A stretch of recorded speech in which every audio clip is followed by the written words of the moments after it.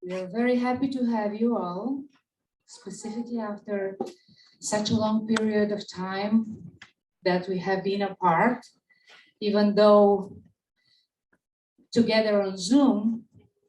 I'm very happy to see your happy faces and welcome you for celebration of such a historic event, which happened 110 years ago with the arrival on the shores of New York City of the Master, the son of the prophet founder of the Baha'i faith, Abdu'l-Bahá, whose visit to New York and America in general for a long period of time, almost a year, was one of the, if I could say, actually the most significant historic event in the century.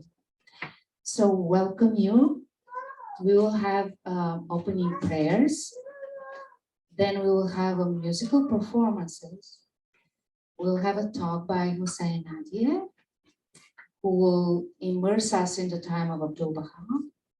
And then we will have a video which was created from the walking tours of interesting places Abdu'l-Bahá visited in New York. And it was kindly done by Kyle Correa, who is here tonight and will join us, and we can see his wonderful work to create from hours of recording something beautiful for 20-30 minutes. And we'll have another performance, and I will introduce the musicians later on. So with that said, we are starting right now.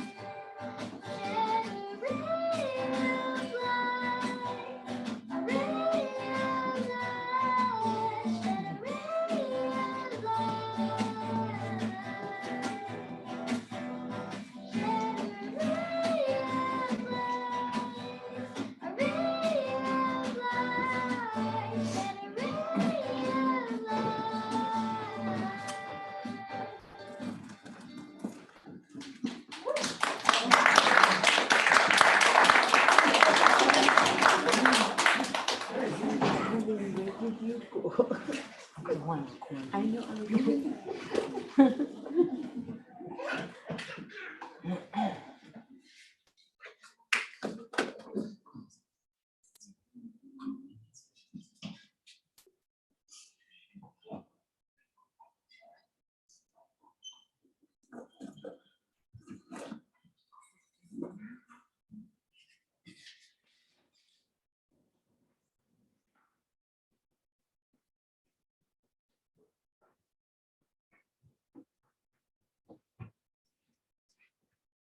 This is a prayer for America.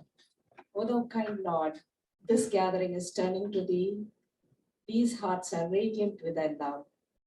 These minds and spirits are exhilarated by the message of thy glad tidings. O God, let this American democracy become glorious in spiritual degrees, even as it has aspired to material degrees, and render this just government victorious.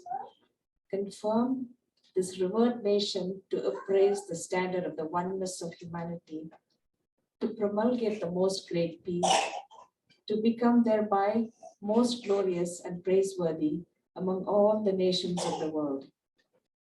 O God, this American nation is worthy of thy favors and is deserving of thy mercy. Make it precious and near to thee through thy bounty and bestowal. From the sacred writings in the Baha'i faith.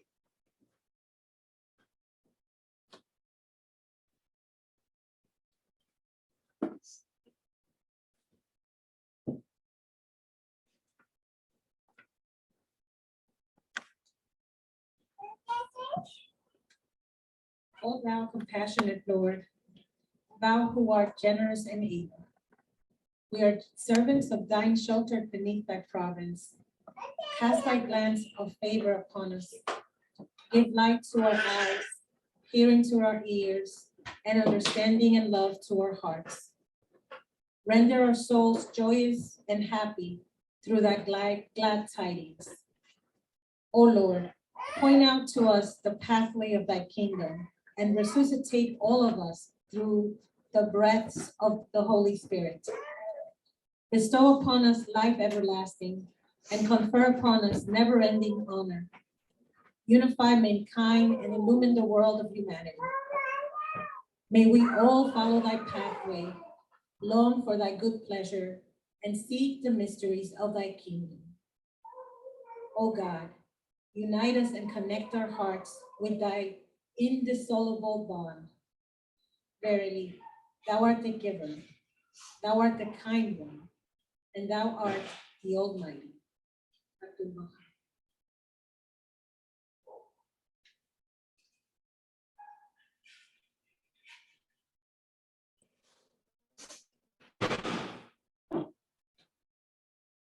This is a prayer for gathering in Japanese. お聖なる摂理よ、この会合はあなたの美に引きつけられ、あなたの愛の火により燃え上がった友らの集いであります。これらの魂を天上の天使となし、聖霊の息吹でよみがえらせ、雄弁な舌と決然たる心を与えたまえ。彼らに天の力と慈悲深い感受性を与え、人類の一体性を宣布するものとなし、人類の愛と調和のもととなるようなしたまえ。それにより、無知による偏見の危険な暗黒が真理の太陽の光を通して消滅し、この荒涼とした世界が明るく照らされ、この物質世界が精神世界の光源を吸収し、これらの異なった色が一色になり、賛美のメロディーがあなたの聖域の王国へ登っていきますように。誠にあなたは全能なる御方、力に満ちたもう御方におわします。アブドゥル・バハ。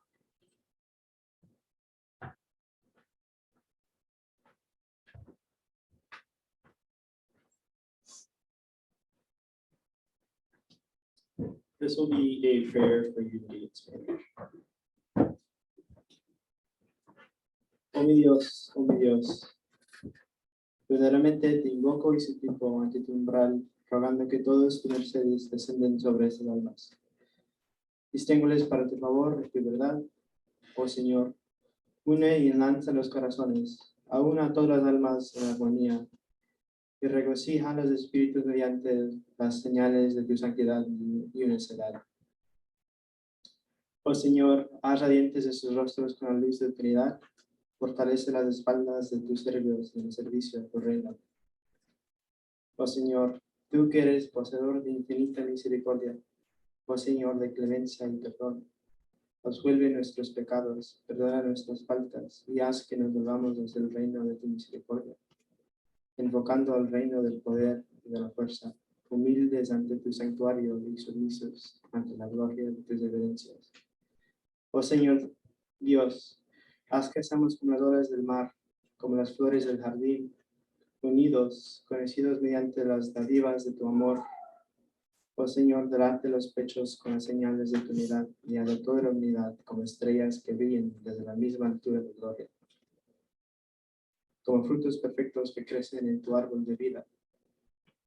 Verdaderamente, tú eres el Todopoderoso, quien subsiste por sí mismo, el ponedor, el clemente, el perdonador, el omnisciente, el único creador.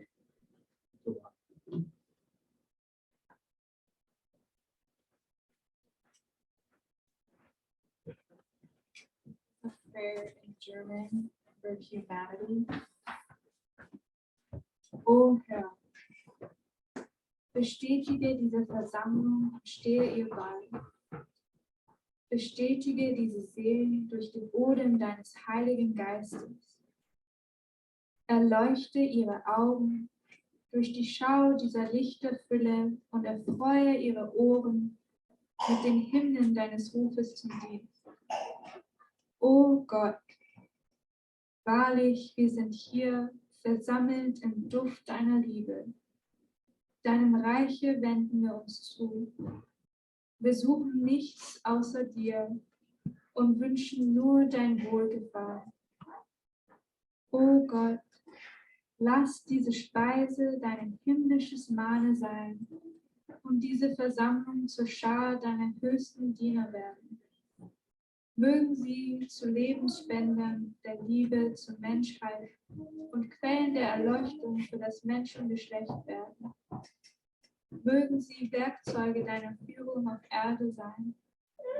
Wahrlich, du bist der Gewaltige, du bist der Schenkende, du bist der Vergebende und der Allmächtige.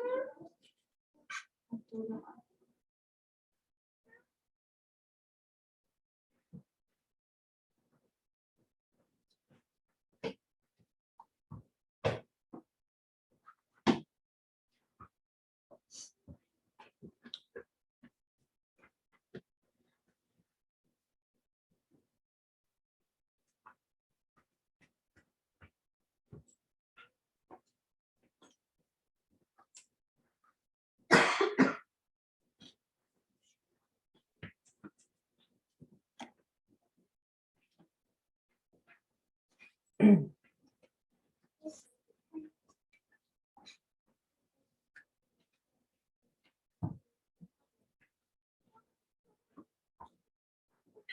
prayer in Arabic.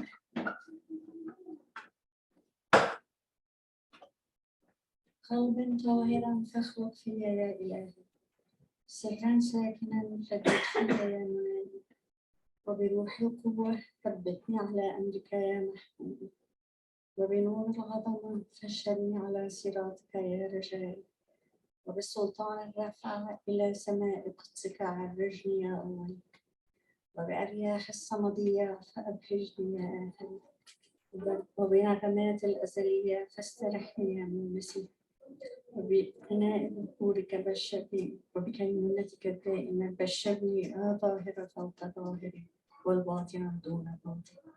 عبد-ul-Bahá.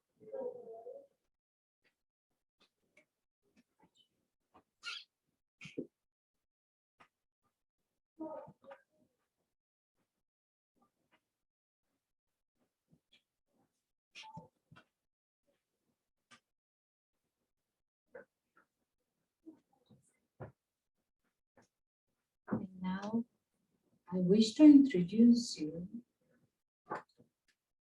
all of you, to a musician, and to introduce musician to you, who is quite a young fellow, who is a Grand Prix winner for outstanding achievement given to her recently at the Concert Festival International Competition at Carnegie Hall. Welcome, Katherine.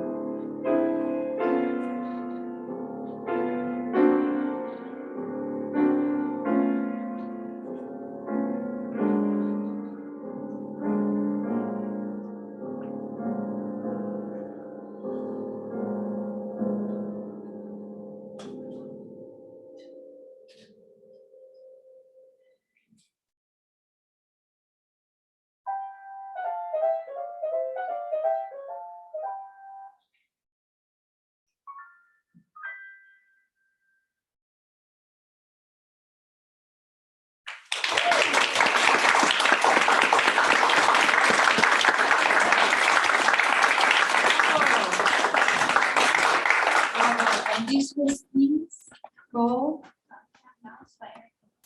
Cat and Mouse by Eric Couple. Maybe I didn't pronounce it right. Thank you. For 16 years old, it's quite talent. This is encouragement for everyone who is young here, like Ben and the kids over there. You should be on stage next time.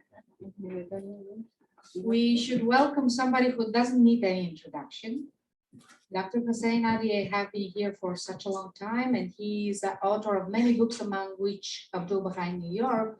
So we hope he will enlighten us even further about the life of Abdu'l-Bahá, bring us to the time of what the town looked like in 1912 and where Abdu'l-Bahá came from, what was his background, and many other things, among which, since he's half a comedian, he will bring about the sense of humor Abdu'l-Bahá had, with probably a few funny stories. Welcome.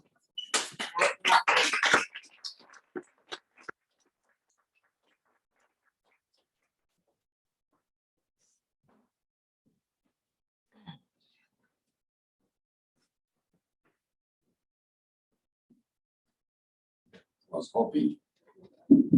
was hoping for much longer introduction. But I guess it's because we have so many wonderful talent here, she didn't want to spend any more time. Say a few things about me.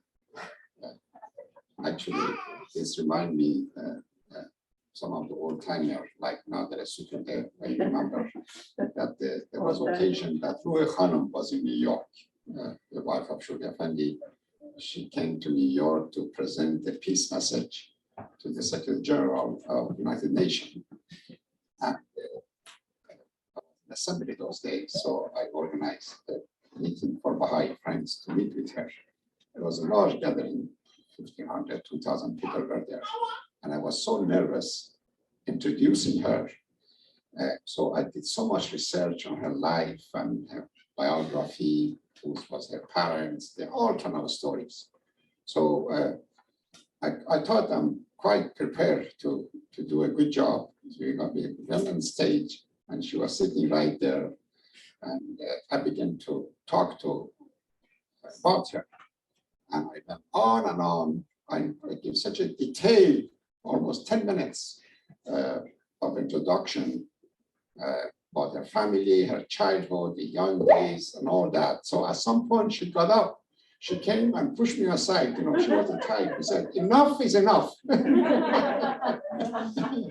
And she mentioned, only thing Hussein did not mention about me was what was the name of my secondary teachers in Canada. Hello. So I'm glad that Tatiana did not go in that much detail. I love Abdu'l-Bahá. It's amazing that I study history professionally and academically, and also Baha'i circles. But I found him is amazingly unique person, and I think that's one reason. One of the titles that has been given to him is the mystery of God, because we do know that, and he denied constantly that he's a prophet. We know that he was not the imam. We know that he was not the pope. He was not. So it was something unusual and special about this man.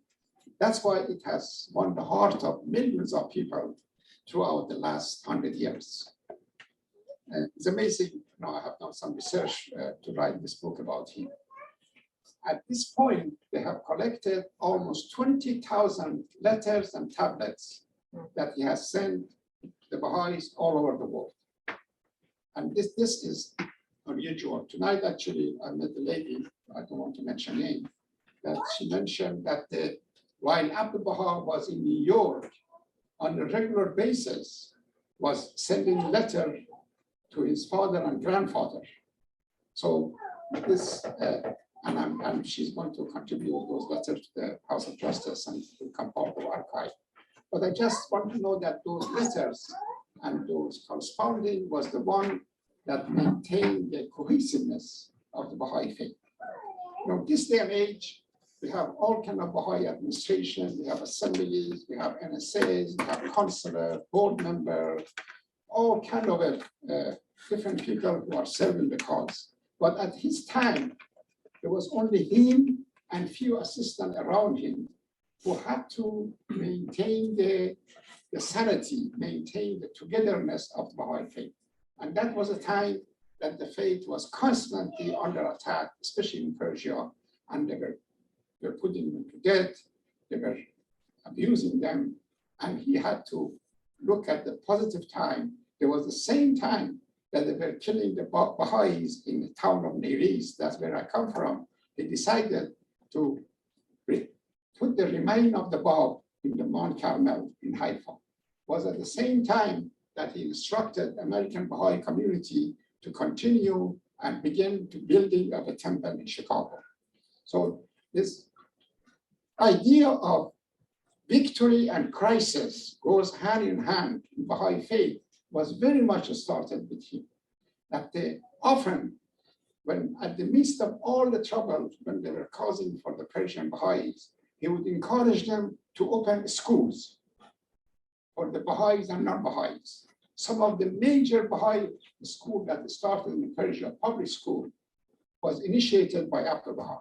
No, you can read all about him. This is his services, his love for humanity, the love for peace.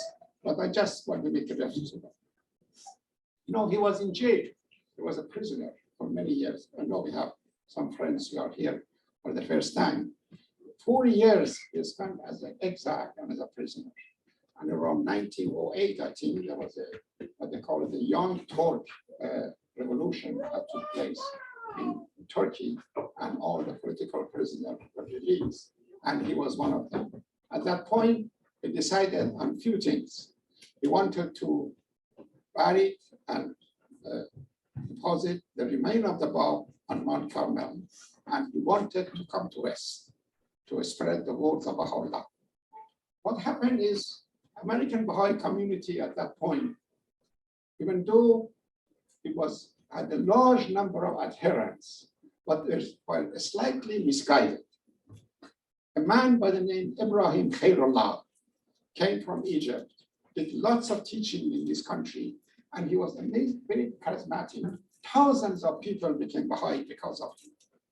This attention that he got from all these believers began to get to his head, and he started to build his own domain. And that's, of course, in Baha'i faith, this is no. We don't have any kind of division.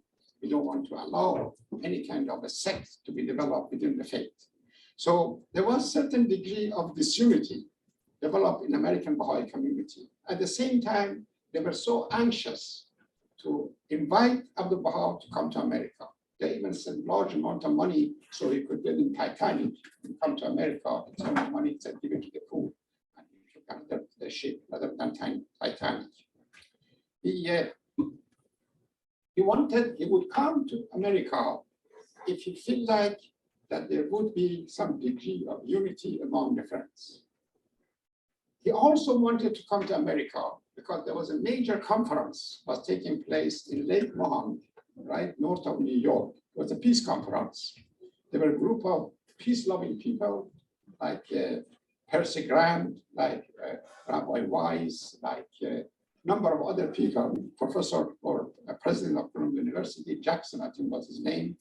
These people, along with the Smiley brothers, the two Quakers, they had organized this conference in Lake Mohonk. And every year they would invite some major figure to deliver the keynote speech. You are an angel. Thank you.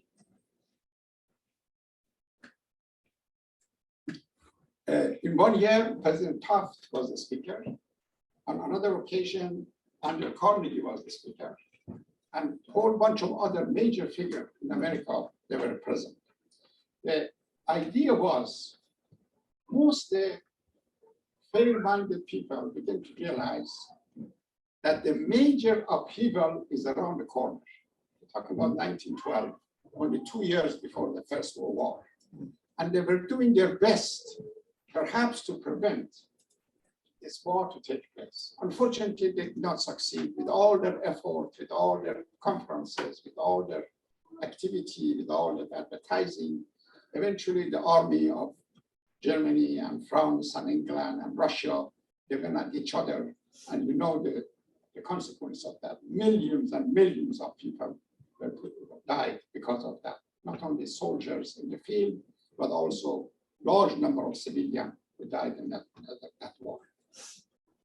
Abdu'l-Bahá, after all these years of prison and exile, came to America secretly, because you know there were what we call it in Baha'i faith, there were large number of covenant breakers. These were the sort of internal enemy of the faith, who Abdu'l-Bahá did not want them to know this plan of where he's going to Egypt and to Europe and to America.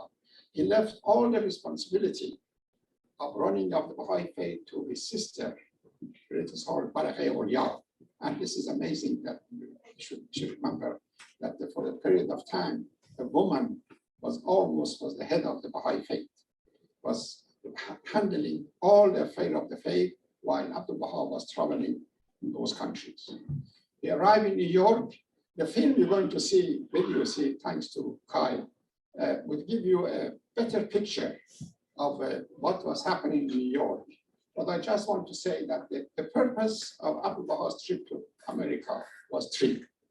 First, he wanted to bring unity among the friends, because as I said, there was a big division because of Khairullah's activity. He wanted to clearly explain what is the covenant. He also wanted to attend the peace conference. This was the three major reasons that Abdu'l-Bahá came to America. And he successfully arranged the first one. The unity took place, the attendance of peace conference took place, and the concept of covenant was established. Now, how it happened?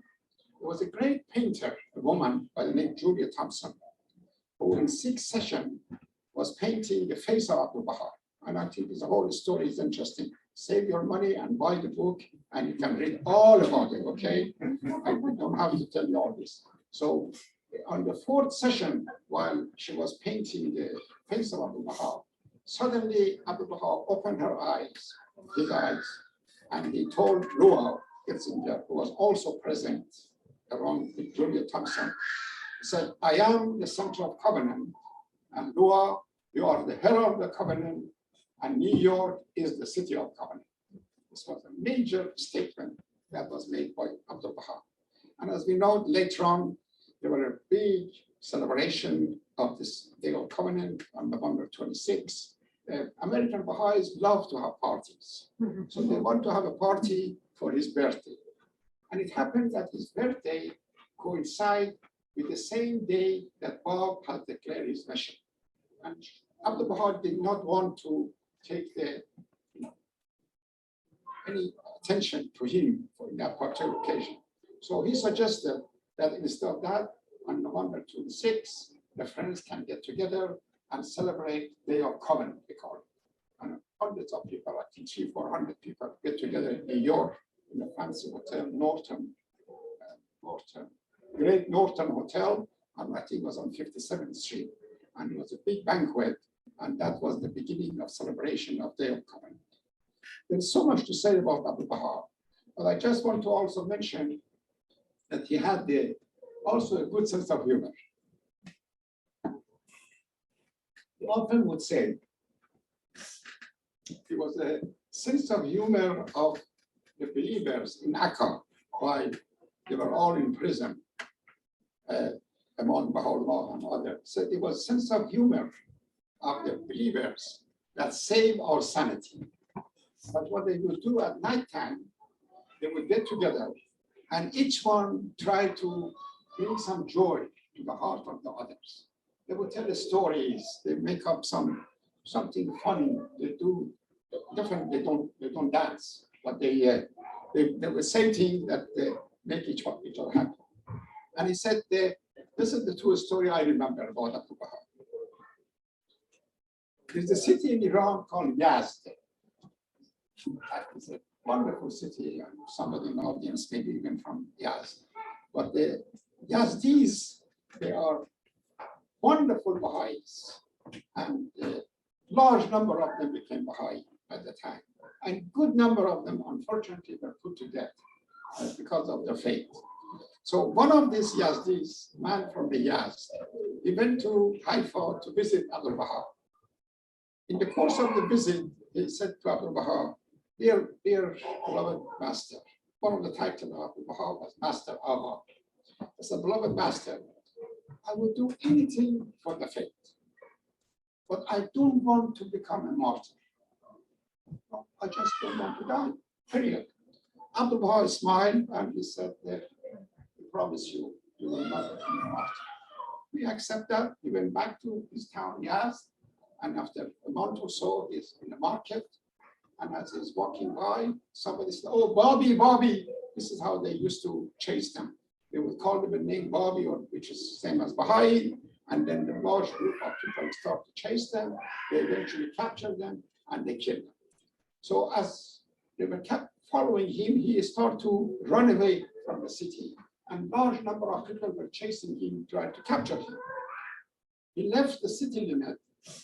And around the same time, suddenly he turned to the sky or heaven. He said, Abdu'l-Bahá, you promised that I would not become a martyr. What happened? At that very moment, there was a ditch or well, and he fell in it. And these people didn't see that. So they run over and they went. So he turned up there and said, good thing I remind you. This is my Yazdi's joke. I don't know if it was the same person or different Yazdi. These Yazdis are funny people, I'm telling you. You should meet some of them. This Yazdi guy was again meeting with Abdu'l-Bahá. He asked Abdu'l-Bahá, he said, dear master, is that true that Baha'u'llah has said that everyone will end up in heaven or at our kingdom? Abdu'l-Bahá said, yes, by the grace of God, everyone will. Then he said, you think Genghis Khan, you know, the famous Mongols leader who killed thousands of people, you think he would go to heaven? Abdu'l-Bahá said, yes, by the grace of God, you can go to heaven. Let's think of somebody else. Said Napoleon, who was cause of death of thousands of French soldiers and Russian and British and all that, he would go to heaven. Abdu'l-Bahá said, by the grace of God, he could go to heaven. Then he became another killer, you know, historical Tamerlane. Would he go to heaven? Again, yes. So then he said, who would go to hell? Abdu'l-Bahá said, those people who ask too many questions. So I'm saying this thing, so you don't have to answer too many questions. As I said, I started by saying, I love Abdu'l-Bahá. And he's a great example for all of us. And also, again, I want to thank all of you coming, and especially I want to thank Kai for putting this wonderful video together that we're going to watch it right now.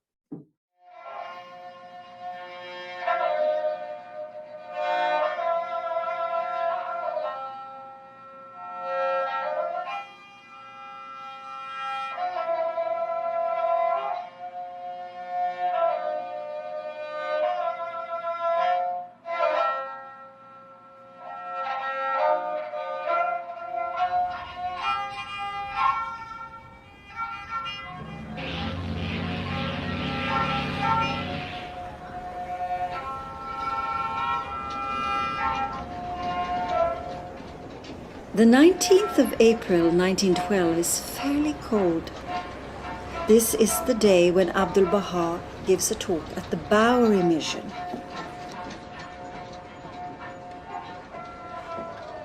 At the end of the talk, Abdu'l-Bahá stands at the door, and as the audience files by him, he clasps into each palm some silver coin as a symbol and the price of a bed. No one is shelterless this night.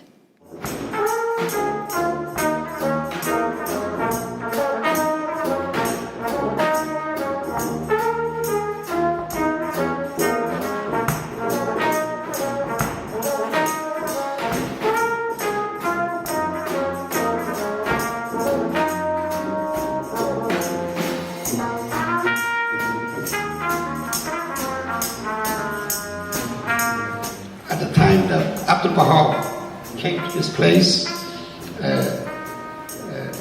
most of the homeless people who were there, they were either Irish, they were all white, and they could receive a great deal of support at that time. But as the time goes by and we are facing today is a new dilemma, a new problem, it seems that the great number of our homeless brothers and sisters are the people of color. So it's so wonderful to be present among them. He also spent a great deal of time with the average folks and the homeless people, and he often referred to them as my brother. And although in the material realm you are poor, yet in the kingdom of God you are precious. Jesus himself was poor. He did not belong to the rich. He passed his time in the desert traveling amongst the poor. And he lived upon herbs in the field. He had no place to lay his head, no home. He was exposed to heat and cold and frost, to inclement weather of all kinds. Yet he chose this rather than riches. Therefore, we will thank God that we have been so blessed with riches. We will thank God that we have been so blessed with real riches. We will thank God. We will thank God. We will thank God. And in conclusion,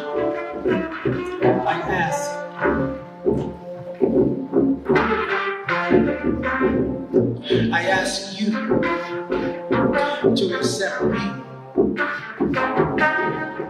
Abdu'l-Bahá, as your servant.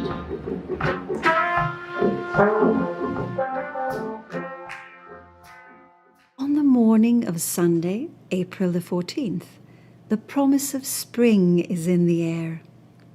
This is the day Abdu'l-Bahá is to make his first official appearance in New York at the Church of Ascension.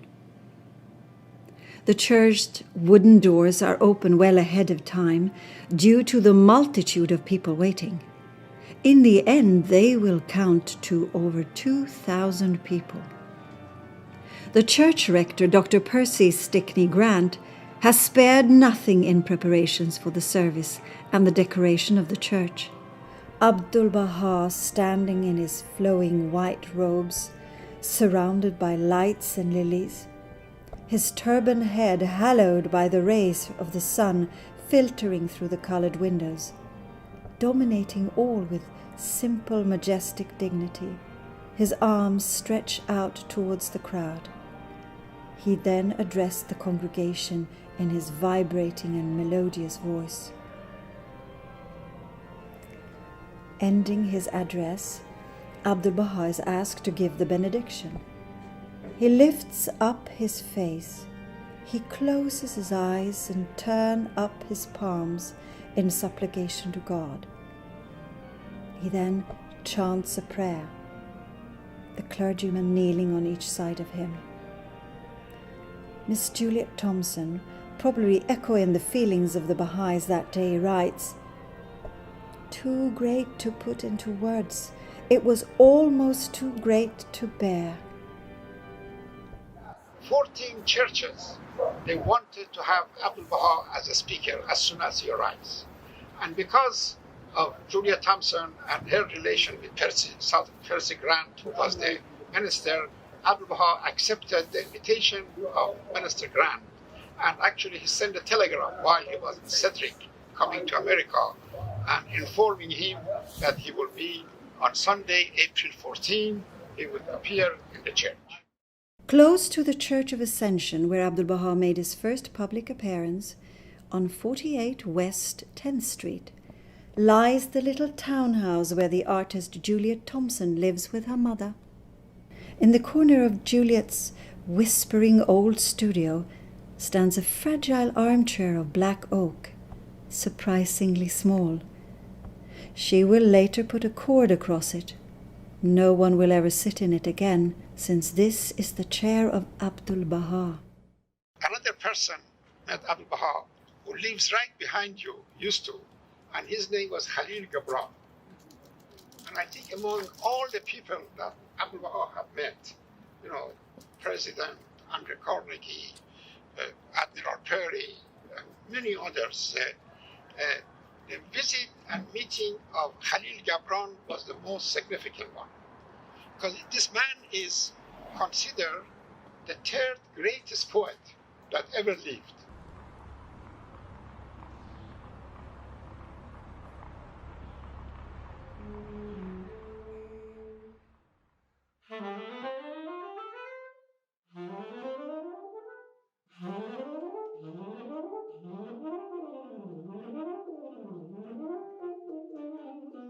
I am greatly pleased with my visit to this university. Praise be to God that this country abounds in such institutions of learning where the knowledge of sciences and arts may readily be applied. As material and physical science are taught here and are constantly unfolding in wider vistas of attainment, I am hopeful that spiritual development may also follow and keep peace with these outer advantages. As material knowledge is illuminating those within the walls of this great temple of learning, so also may the light of the Spirit, the inner and divine light of the real philosophy, glorify this institution. The most important principle of divine philosophy is the oneness of the world of humanity, the unity of mankind, the bond conjoining East and West, the tie of love which blends human hearts.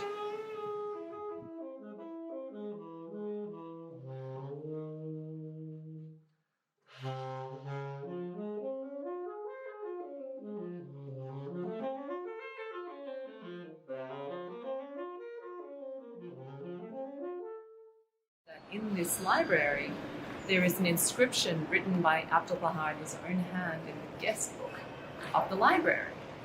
Because we asked him, why didn't Abdu'l-Bahá get invited to his home or to his office? And they said, well, the library was really where J.P. Morgan liked to receive celebrities and people of note. Now, Belle DaCosta Green herself is a very interesting figure. She was the librarian, the head librarian for this institution for 43 years. Wow. She was born to an African-American family in Washington, D.C., where she grew up.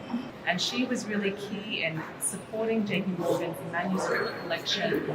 They believe that she was the one who really drove the purchase of the Persian manuscripts that Abdu'l-Bahá viewed and took 2 hours viewing the art and the manuscripts from Persia being held in this library. So we believe that it was her driving that, not so much J.P. Morgan.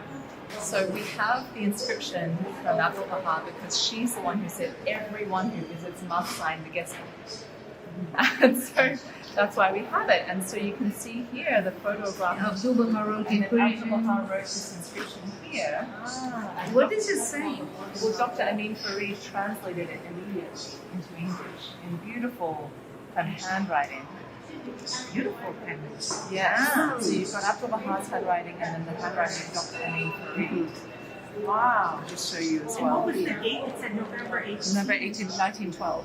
November 18th. On the 29th of June 1912, Abdu'l-Bahá travels from Montclair to West Englewood in New Jersey for an unity feast. Having traveled many hours, he briefly rests at the home of Mr. Roy Wilhelm. An eyewitness describes the event. The meeting was arranged in a circle under the trees, with almost 200 people seated at the table and being served by the Baha'is. Everyone enjoyed the delicacies and was extremely happy.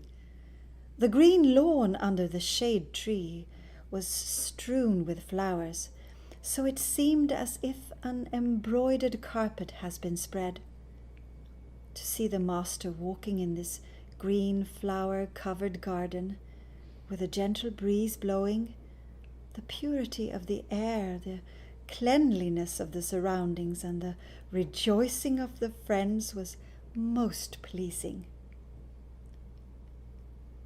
When Abdu'l-Bahá at last enters the circle, he gives an eloquent address on the greatness of the Baha'i faith, the influence of the Word of God, and the importance of the meeting of the friends and the need for unity among them. Welcome, welcome, dearest extended family of Abdu'l-Bahá. We are here to celebrate something very close to our hearts, very unique for the history of the human race. And this is related to the life and the accomplishments of Abdu'l-Bahá, the son of Baha'u'llah, prophet and founder of the Baha'i faith, who visited America in 1912, traveled all over the country, including Canada and whole American continent, trying to bring unity of the friends and show respect to every other religious group, every other human being, acknowledging the growth of the human race at large and calling us to embrace the new teachings of Baha'u'llah, which will be a savior for this earth in these days. So we welcome you as a part of the New York City Bahá'í community in collaboration with New Jersey TNEC local assembly, and thank to Brian and his family who is hosting us today to give some refreshing our memories of what this event which happened here in this property was all about. We are drops of one ocean, we are waves of one sea, come and join us in our quest for unity. It's the way of life for you and me. We are flowers of one garden, we are leaves of one tree. Come and join us in our quest for unity. It's the way of life for you and me. All the world is one country, man is one. Can't you see? Come and join us in our quest for unity. It's the way of life for you and me. It's a way of life for you and me. It's a way of life for you and me. Bravo.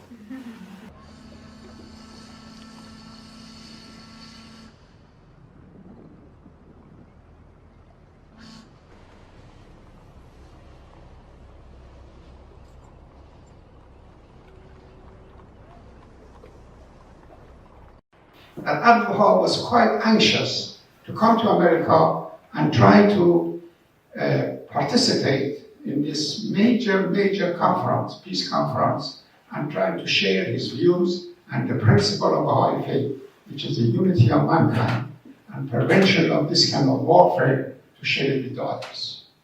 So back and forth correspondings, eventually he was invited officially by Ismaili brothers to be the speaker in that conference. The conference was attended by some of the great luminaries, by great figures. But in this century, its progress cannot be compared with that of the past centuries. This is the century of light and of bounty. In the past, the unity of patriotism, the unity of nations and religions was established. But in this century, the oneness of the world of humanity is established. Hence, this century is greater than the past.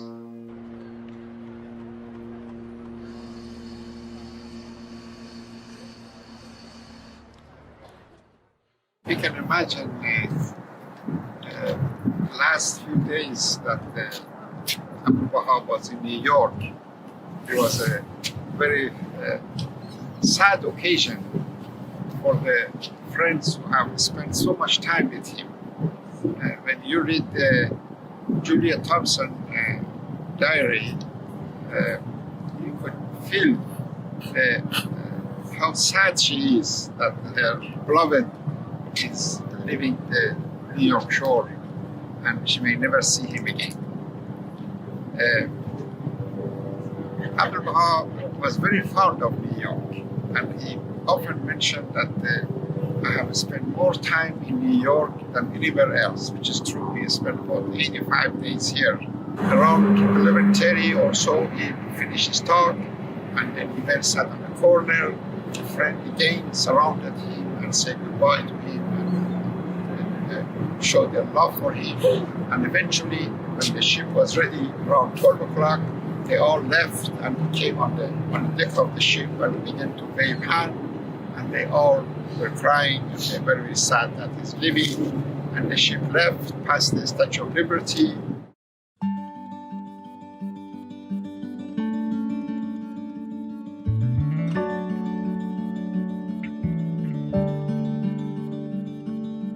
Bless thou, O King of Kings, the city of New York. Cause the friends there to be kind to one another.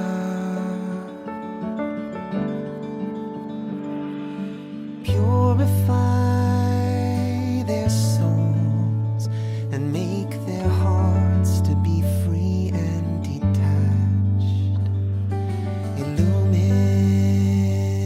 the world of their consciousness.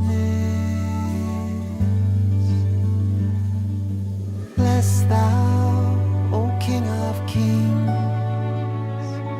the city of New York. Cause the friends there to be kind to one another. Exhilarate their spirits and bestow celestial power and confirmation upon them.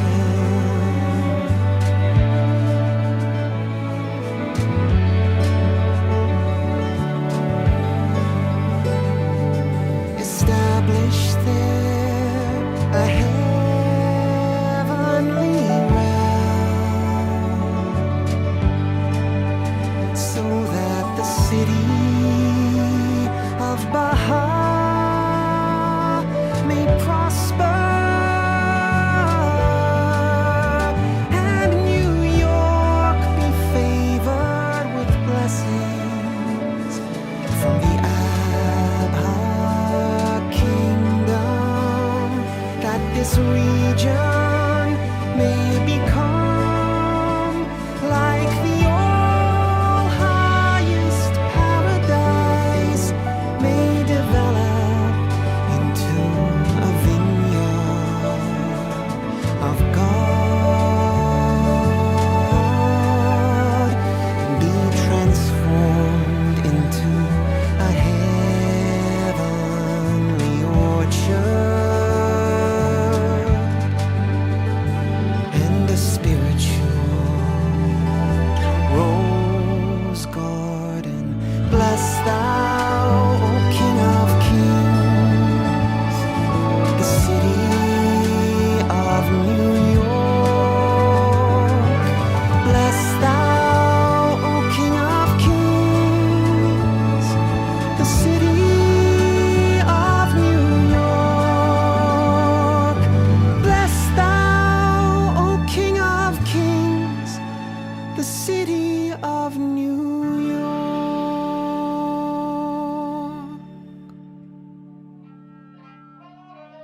5th of December 1912, talk on day of departure, on board steamship Celtic, New York. This is my last meeting with you, for now I am on the ship ready to sail away. These are my final words of exhortation. I have repeatedly summoned you to the cause of the unity of the world of humanity, announcing that all mankind are the servants of the same God, that God is the creator of all. He is the provider and life giver. All are equally beloved by him and are his servants upon whom his mercy and compassion descend. This little bottle here we have the prayer for New York, the prayer for America, and personal prayer for if eventually anybody find it and open it up, it will be a blessing for them too. And we have Buddy here who is gonna help me to throw them, to throw it to the water. 1, 2, 3. That's it. Yay! Careful now, watch it.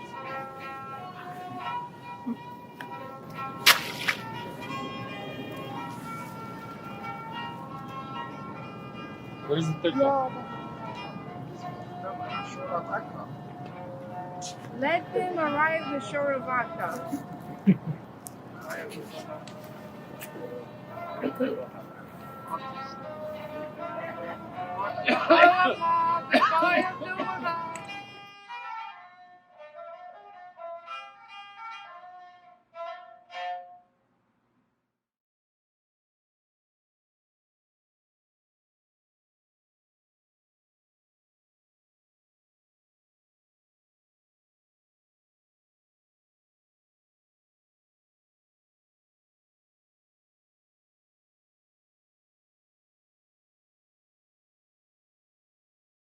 Is an award-winning musician, educator, and recording artist.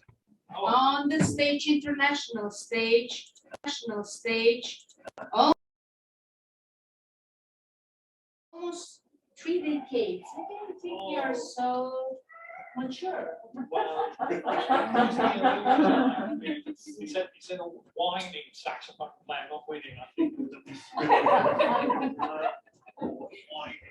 Well, his style, which I was very impressed with this, he was established himself as a thrilling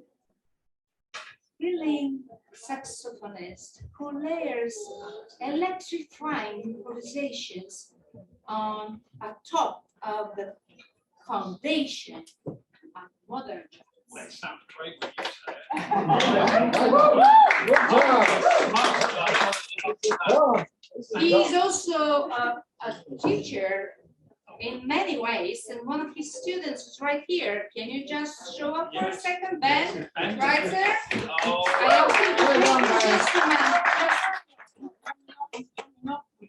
Beautiful. Yes, don't you worry. Johnny, I haven't had a chance to learn more about your colleague. Please introduce him before you start. I will. Well, firstly, thank you all very much for coming. And hopefully we shan't take too much time because you're probably hungry like I am. There's tea and biscuits downstairs. But it's my great pleasure to introduce you to one of the great bass players in New York. And listen, it's hard enough getting Baha'is to come and do these things. So to get a non-Baha'i to come and spread the love and is here out of the kindness of his heart. Can you just show your appreciation?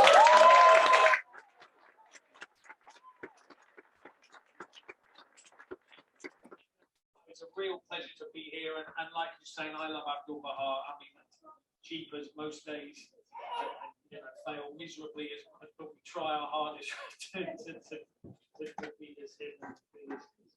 So, I was looking in Paris, somewhere Abdu'l-Bahá went there once apparently, and he said something about try if thou canst to use spiritual songs and tunes. And I said to myself, I've got no idea what that means, a spiritual song or a tune. So I'm still searching, but we figured we'd play a couple, and we're going to get Ben up here. So get your hooter ready, man. We're going to get Ben because he's a wonderful saxophone player too. But we're going to play a little medley. We're going to start with a Duke Ellington number called "In a Sentimental Mood." You know, Duke Ellington was one of the great contributors to the songbook. And then we're going to go into a wonderful piece of music that's very appropriate for this location because it was Dizzy Gillespie, the great Dizzy Gillespie, and we're going to play the night in Tunisia, and then we're just going to finish with a little rock through a 12-bar blues format with Brother Ben on the saxophone as well. Hopefully, it will be a foray just into some relaxing, and feel free to clap your hands or stomp your feet or throw anything you want at us. You know, most of the places I play have chicken wire here, so it's a big night out for us. Here we go, anyway. On with the music, on with the show. So spiritual time, spiritual time. So this is in a sentimental mood. Like you can. So.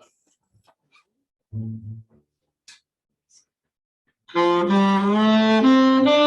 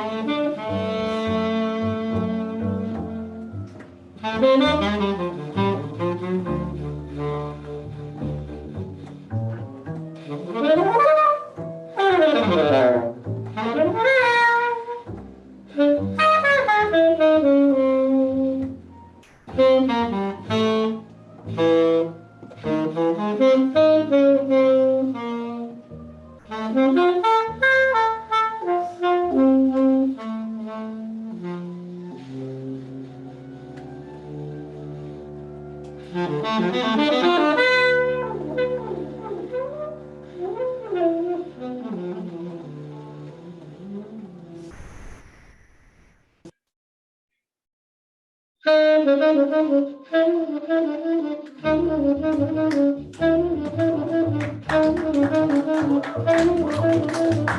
thank you. You are so kind.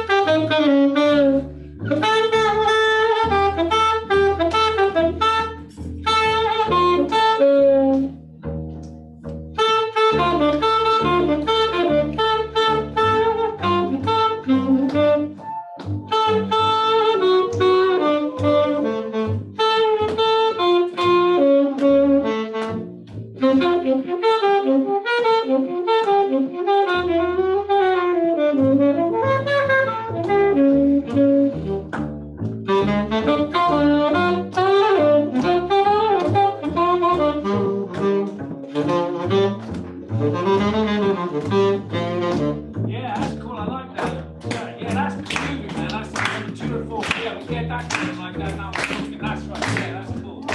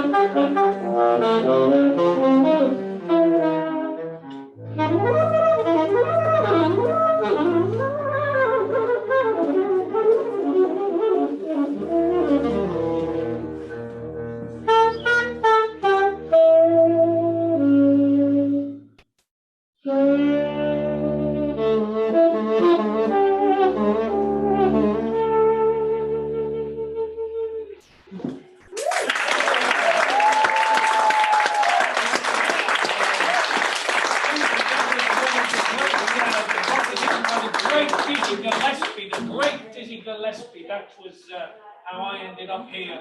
You might say, when people say, how did you end up in the Baha'i Club? I say, well, it was either that book by Dizzy Gillespie or the girl who said she was a Baha'i at the same time. So I got the book, I don't know one or the other. But however, here we are now. This is Ben. Great ladies. Yes. The brightest lights on the horizon of new jazz talent, and it is a pleasure and a privilege to have been part of his journey. And he is on the soprano saxophone, which for those of you who aren't familiar is an octave above the tenor. So just like the vocal choir, you have soprano, alto, tenor, baritone, or bass, and the soprano and the tenor are the same. Voice, and this is Okay, but Bob, I've never heard any playing this one, and we're going to play Blue Monkey. Is that called your blues in B flat? And that called you George. So once again for George Taylor, ladies and gentlemen.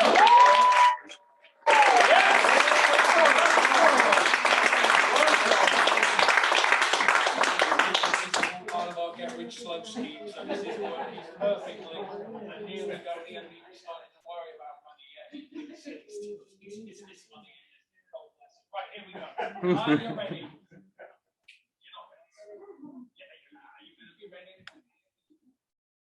God's help, we're going to do it. With your help, we're going to do it. Here we go. So we go straight in on 12. When we get a nice 12, we're not sure we're ready to go. 1, 2, 1, 2, 3, 4.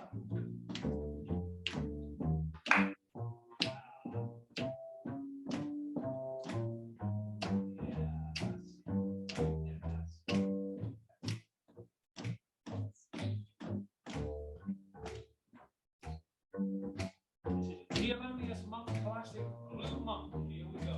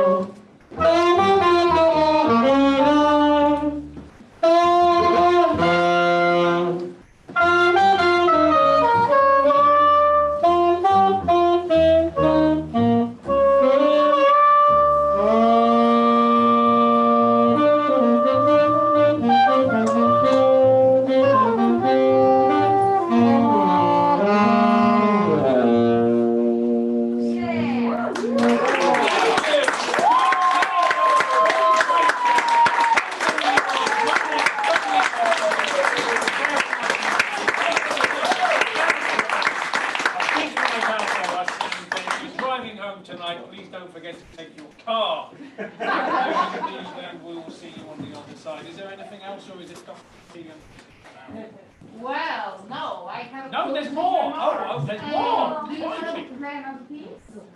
I'm sure they don't want to hear it. Don't you? Really? George, I'm not to pay you more, though. They want money. Hold on, he's got another gig to go to. These professionals. Jeepers, what kind of peace do you want then? Joyful? What do you play, brother? What would you like to play? We're not going to learn anything. What would you play? You want to play blues? Blues is always a nice little thing, isn't it? I know a little one. What about blues in concert? Does anyone object to the concert key of F? One flat in the key signature. Any? Can you do it in 3/4? 3/4? Yeah. Blues in 3/4? Yeah, man. You do blues in 3/4? Yeah. What about more blues? Let's do. I'll tell you what we're going to do, man. We're going to keep things simple, and then we're going to keep there's 4 beats in the bar, and they all want to be here tonight. So we're going to keep them coming here. We've got 12 keys. They're all welcome. We're all as good as each other. This one we're going to stick with the key of 1 black key about. Let's play. Here we go. Blues in it. This is a nice song. Here you go. This is the Beatles. Right? Whoa. Yeah, the Beatles. But it goes nice on a blues hit. You know that melody that goes. Money can't buy your love, right? Abdu'l-Bahá would appreciate that, wouldn't he? Well, he'd use his MasterCard.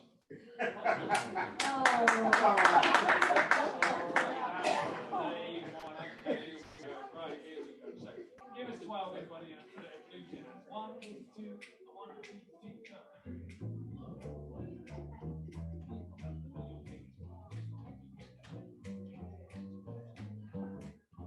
You want to get your little fingers clicking there, get the groove going. 1, 2, 4, here we go. 1, 2.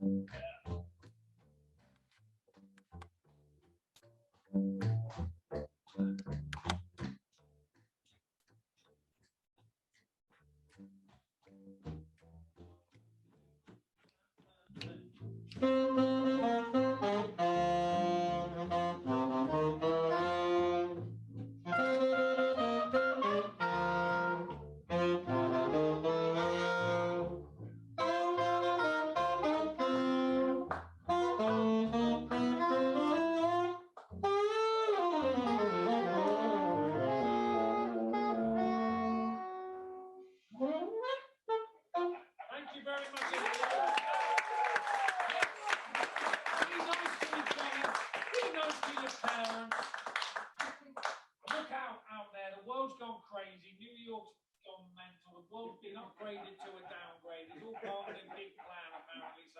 and enjoy the ride. Thanks God for music. Thank you, Tatiana. Thanks to Hussein. Thanks to everyone for coming. You guys have made this walk. Thanks for everything. And hopefully Biscuits is still upstairs. More than that. Awesome. George, Ben, Johnny, that's Bravo!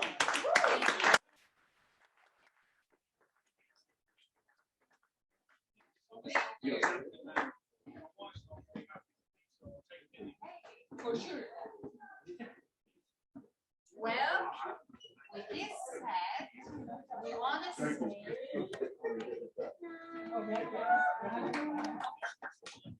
You want a song? Yes. Yes. Song. Last song. Last song. Last song. You have so many talented people. They all have to be. Stay here. Stay here. As Johnny said,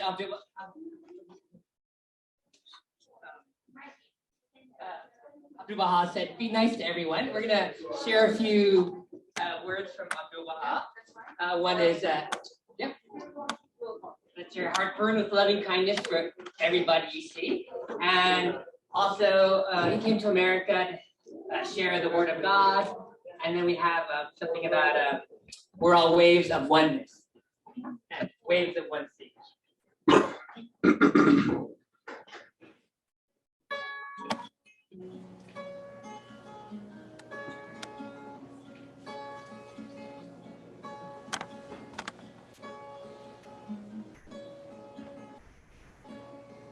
Oh, that I could travel, even though on foot, and in the utmost poverty of these regions, and raising the call of Yahweh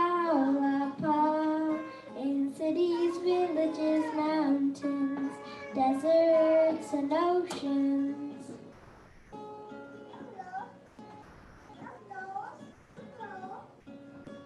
Promote the divine teachings that alas I cannot do. How intensely I deplore it.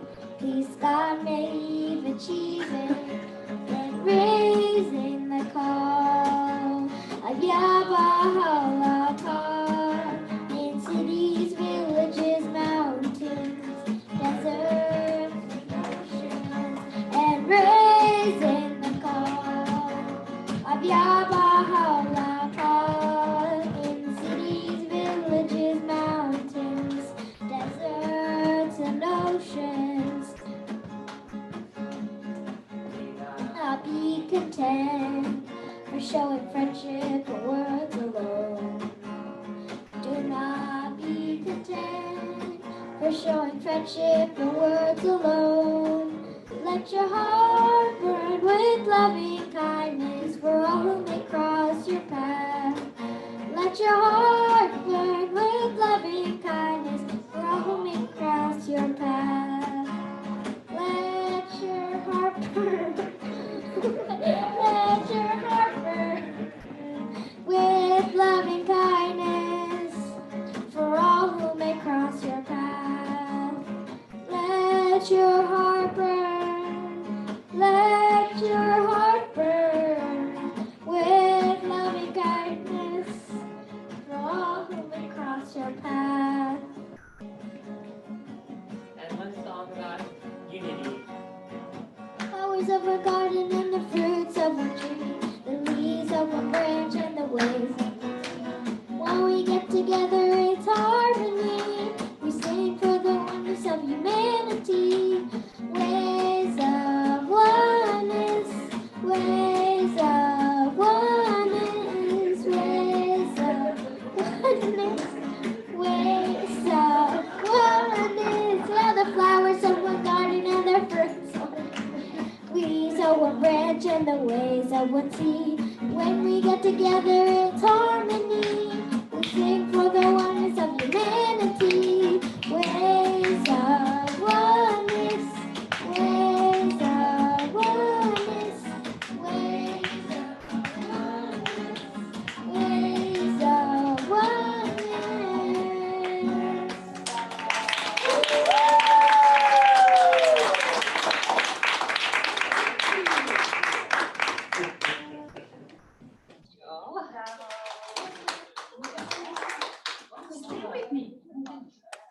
Yeah, I wanted to stay with me.